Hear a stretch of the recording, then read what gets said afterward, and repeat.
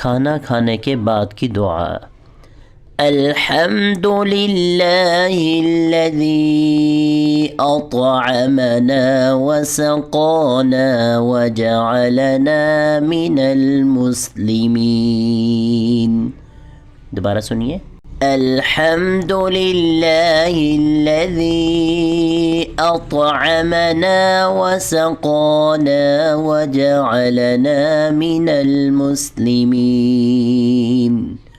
اب آپ میرے ساتھ پڑھیے، الحمد للہ الذی اطعمنا وسقانا وجعلنا من المسلمین۔ دوبارہ ریپیٹ کیجیے، الحمد للہ الذی اطعمنا وسقانا وجعلنا من المسلمین۔ ترجمہ، تمام تعریفیں اس پاک ذات کے لیے ہیں جس نے ہمیں کھلایا، پلایا اور ہم کو مسلمان بنایا۔ ہم کوشش کریں ہم دعاؤں کا اہتمام خود بھی کریں اور اپنے بچوں کو بھی دعاؤں کا اہتمام کروائیں۔